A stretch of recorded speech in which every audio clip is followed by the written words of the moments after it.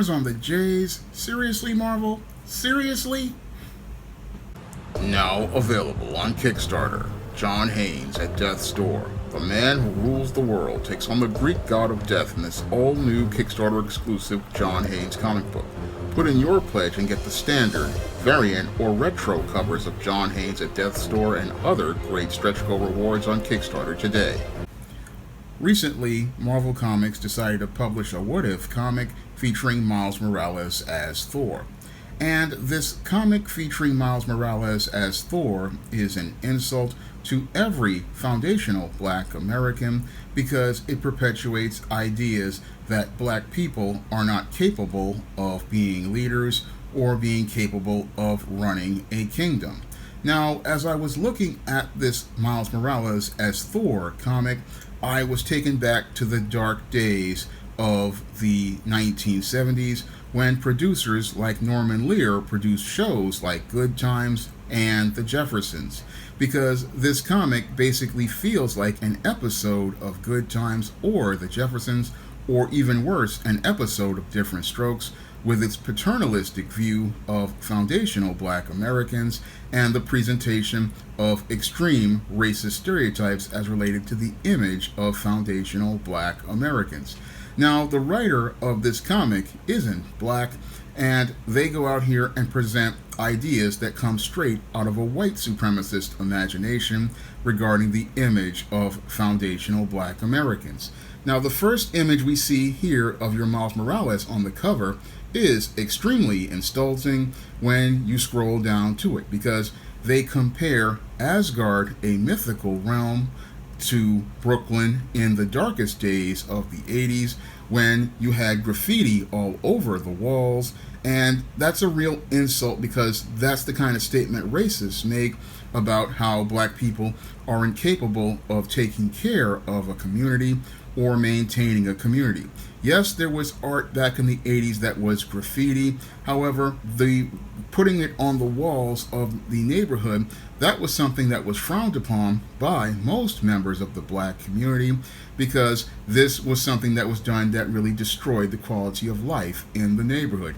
And this whole thing with your Thor, with the Rainbow Bridge and the Brooklyn Bridge, again, it's an insult to Black people, but Marvel really didn't want to consult a foundational Black American like myself, because they were out here looking to try to virtue signal by trying to say that Miles Morales could just be Thor by having the power. But the way they present the power makes us look like we are less than, because here you have Thor dressed up in a hoodie and some J's, and he's got a graffiti spray-painted hammer.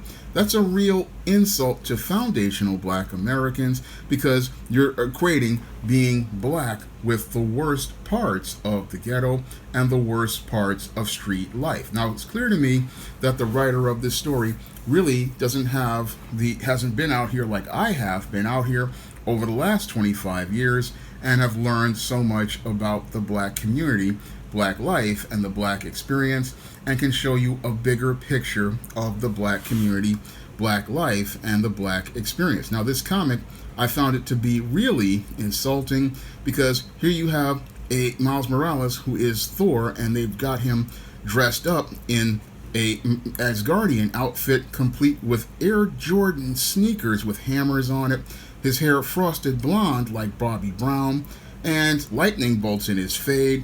And it's just an insult, because you're saying, oh, if he gets the power of Thor, he's going to go out here and be ghetto.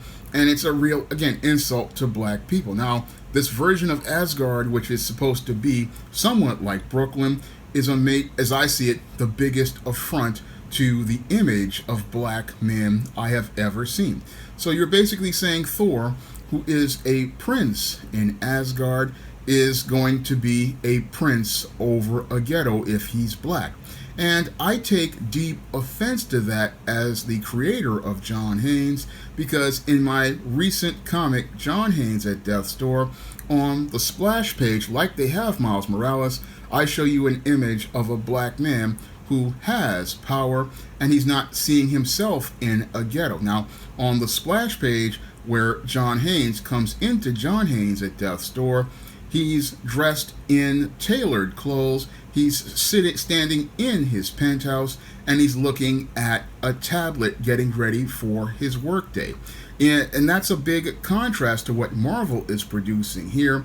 In Marvel's image, they show you this image of this black boy, and instead of him being a man and showing you an image of manhood, masculinity, and power, no, they show you a black male who is presiding over a ghetto, and that ghetto is filled with buildings that are covered in graffiti, and people are supposed to be happy about this, but as somebody who grew up in that kind of neighborhood, I can tell you people weren't having a good time living in a neighborhood filled with rundown buildings, graffiti all over the walls, sneakers hanging off the line. That is not a paradise for black people. No, that is something I have aspired to try to get out of for over 30 years. And I can tell you that this writer really does not understand the black community. He wants to say, okay, I'm making a Miles Morales as Thor, but his whole presentation of black men as gods basically brings us down to the level of peasants. And that's an insult, because you're saying, oh, if a black man had power, he would not be responsible enough to have a clean community. He would not be responsible enough to be able to take care of his community, and his community would be covered in graffiti with sneakers hanging all over the place. And again, this is an insult to foundational black Americans to say that, oh, if we had a realm like Asgard, we would turn it into a ghetto. Because that's what they're saying here with this comic is, oh, if a black man got power, this is what a black man would do with power. Well, I'm going to take you, again, right back over to the splash page of John Haynes at Death's Door, which is on Kickstarter right now, and that's the image of power that a black man has when he gets power. But they don't want you to see that over at Marvel Comics, because the people who run Marvel Comics have a paternalistic view of black people, and they view us in the same way that those producers at Different Strokes used to view us back in the 80s when we had Mr. Drummond, the white man, caring for Arnold and Willis Jackson, and these black boys had to be looked over by a white man. And again, that's the type of story we're getting here with Miles Morales as Thor. Basically, it's just so hood, and it's their version of hood. It's not it's not our version of a black man with power. It's just a jive time story on the level of some of the worst things I've ever seen in Good Times, like this Loki. I mean, this Loki looks like a jive dude straight out of a 70s episode of Good Times or a blaxploitation movie. Again, not showing us balanced, humanized pictures of blackness, but showing us all of these images that make many of the racists out here feel comfortable. Now, what's really sad here about these racists is that they're thinking that, oh, this is a step towards promoting diversity, but this isn't a step towards promoting diversity at all. No, I've been seeing these kinds of images come out of the entertainment industry ever since I was 6 years old and I was watching Different Strokes back in the 80s, and I'm absolutely disgusted by these images, because these images really show us how those who run places like Marvel Comics are just as backwards as Norman Lear and those who produce shows like All in the Family, The Jeffersons, Good Times, and many other shows. They show us that nothing has really changed from grandfather to the children who are of today, that they have the same racist perceptions of black people, and they have the same ideas regarding black people and the black experience. I mean, you got a Thor with his hammer covered in graffiti, and that's supposed to represent power. No, that doesn't represent power. That represents a slap in the face to black people, because it's saying that, oh, he's not even capable of keeping his own hammer well maintained, and his own image, again, is that of a clown. Because that's what I see here when I look at your Miles Morales as Thor, I just see an insult to black people, and I see an insult that is designed to passively promote so-called diversity, but aggressively take shots at foundational black Americans by promoting many of the same old stereotypes that I grew up watching over 50 years ago. Now, looking at this absolutely awful comic really makes me grateful for Bill Cosby. I mean, I thank God that I was able to grow up in the era of the Cosby Show and segue into the 90s, which was a golden age where we could see more balanced, humanized images of black people, and we could see more balanced, humanized images of the black experience. And during that era, from 1985 to about, I say, 2000, we got a lot of balanced, humanized images of black people, and we got to see different stories from the black experience. And I am, thank God, I was grateful to be a part of that, because that's what inspires me to go out here and write comics like John Haynes at Death's Door, and write books like the ISIS series, the E-Steam series, and the John Haynes series, and dedicate my mission to creating positive stories about the black experience and rich, diverse stories about the black experience. Because it's clear to me that the people at Marvel, their idea of black is one that is rooted in the streets and the hood. And I know from personal experience, there's a bigger black community out here and a much larger black community out here, and we don't get to hear about the stories of those black people, like the black goth community that I have covered in books like the Spinsterella trilogy, Spellbound, the legendary Mad Matilda, and Spinsterella, and books about black sororities like I've done, like the Thetas. I mean, we don't really get to see a richer black experience, because these so-called social justice writers out here, they get jobs and then they want to tell black writers like myself, oh, you don't know what the black experience is. We're going to tell you what the black experience is. And what you're doing is the same thing that your grandfathers and great-grandfathers did in the 1970s when Norman Lear was, again, creating these shows like All in the Family, The Jeffersons, and Good Times, and breathing brand new life into stereotypes about black people.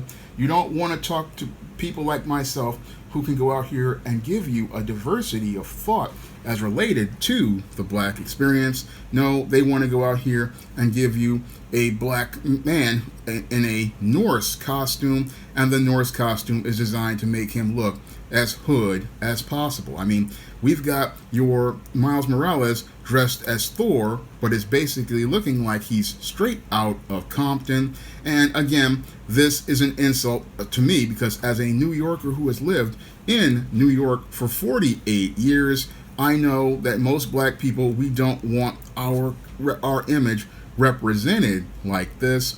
No, most black people who grew up in the dark days of the late 70s and the 80s, like myself, and grew up in the New York that was covered in graffiti, filled with crime, we can tell you we didn't want that graffiti on our buildings. And the only reason why it was on many of the buildings we lived in was because the landlords had abandoned the property. And because the landlords had abandoned the property and the city had took it over, there wasn't people out there to maintain that property. No, when there were black people who owned property like they did in Sugar Hill, they maintained their property and there was no graffiti on that property. And I urge anybody to go pick up my novel Spellbound, where I talk about the neighborhood of Sugar Hill, which was considered one of the wealthiest neighborhoods that black people lived in. I mean, that was a meticulous neighborhood, and black people kept that neighborhood up, and it looked better than some parts of your Upper West Side. I mean, those people on Sugar Hill and Strivers Row, there was no graffiti on their property. It was clean. Everybody knew their neighbors. I mean, that's what I learned from my research on writing the novel Spellbound. But it seems like this writer, he couldn't do that kind of research on black people. But I can go out here and do that for multiple books. But this guy can't do it for a single 24-page comic book.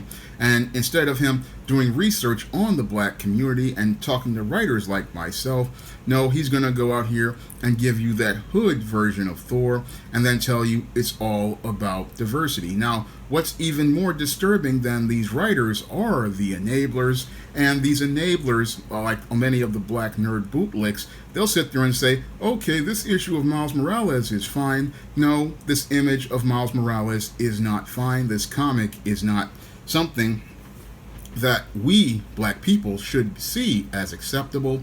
No, this is an insult to us. And what's sad is we've got all of these enablers out here who will sit there, make excuses, and say, oh, this is okay. And that enables these racists to get away with these kinds of images. And we can't let these racists get away with these kinds of images, because all that's going to do is further reinforce stereotypes that I've seen and sadly experienced when people were out here saying, oh, Christian Cooper's a good guy. No, this kind of guy we cannot accept. And these nerd enablers, black nerd enablers, they cannot go out here and continue to make excuses for these kinds of stereotypes, because when they make excuses for these kind of stereotypes, it allows these type of racist images to go on, and they sit there and say, oh, we need diversity. No, we don't need this kind of diversity, because this kind of diversity is passive-aggressive racism. Passive in that it includes an image of a black man, but aggressive in that they're pushing stereotypes about black men that aren't true and are outdated as an episode of the Jeffersons. I mean, this is an insult, and these guys sit here and enable this, and then they sit there and go out here and buy this, and that again gives these guys the permission to continue pushing these kinds of narratives when we should be pushing back and saying this is unacceptable. I mean, this isn't, as I said, an insult to me as a black man who grew up in New York City, and a black man who grew up with a father who took him to go buy Barney suits, who knows how to dress. You're going to say that if a black man gets the power of Thor, he's going to be looking like a street hood. No, from what I've seen, black men who get power don't go out here and have to dress like a street hood. No, a black man with power knows how to carry and conduct himself, and he's not going to look to reflect an image that appeases white supremacy. No, he's going to reflect an image that presents power, that lets everybody know that he is the one in charge. And that's something that I put in many of my books, like John Haynes, when I talk about he's the man who rules the world.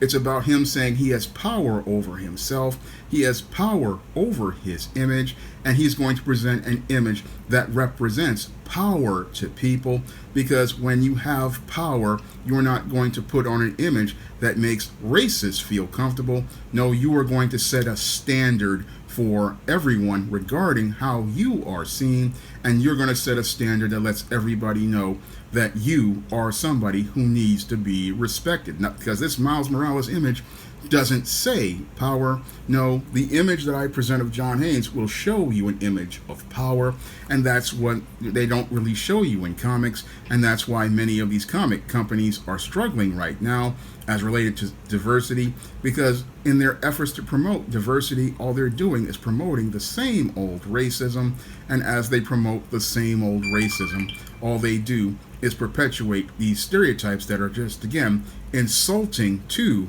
black men like myself, and they present the worst image of black manhood, the worst image of black masculinity, and the worst image of what it means to be a man. This is not a reflection of manhood right here. This is the reflection of an effort to try to emasculate a black man. And I look at this whole, again, Miles Morales as Thor, and it makes me really think about the book that I'm getting ready to publish next year, which is John Haynes Justified, because in John Haynes Justified, John Haynes is going to be taking on Thor, not the Marvel version of Thor, but the Norse version of Thor, and I want to make sure that my image of John Haynes versus Thor shows you an image of black manhood and a black man wielding power and having no fear of anybody else. Because when I look at these images in comics like this, again, it's an insult to black men, And if this is what Marvel thinks that black men are supposed to be, if we gain power, we become kings, we become leaders, then it shows that they have no faith in us as leaders, and they basically see us as court jesters, because this version of Asgard is basically one that a court jester rules over, because only a court jester would allow his standards to be driven so low that his neighborhood is covered in graffiti and everybody is accepting things like sneakers on wires. Again, these are examples of poverty and images of poverty, along with a black man wearing sneakers and looking like a child. I mean, this whole book, as I see it, is an insult to black people, and it's one that we really need to take a stand against. And it makes me more passionate about my efforts to get out comics like John Haynes at Death's Door, because we really need to see more positive images of black men, black manhood, and black masculinity, so that many of the young brothers and sisters out here can see an example of what it means to be a black man, and what it means for a black man to go out here and actually show how powerful he truly is.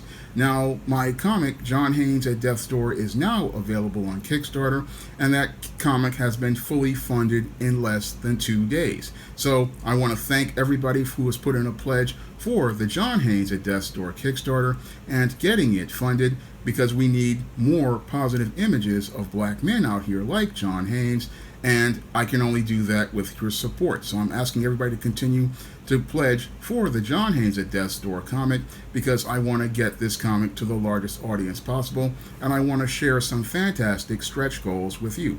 So if you want to see me do more comic videos like this, you can donate to my Patreon, my PayPal, and my Cash App by clicking the links in the description box. That's all I have to say for this video. You can comment, rate, and subscribe. Now available in paperback and e-readers, E-Steam Horror of the Hyena Woman. Hell's aspiring angel takes on a wicked werewolf in this action-packed all-new E-Steam series adventure. Get E-Steam Horror of the Hyena Woman in paperback and e-readers today. Now available in paperback and e-readers, Isis Legacy. The sorority secrets of the goddess next door are revealed in this all-new Isis series adventure. Get Isis Legacy in paperback and e-readers at online booksellers everywhere.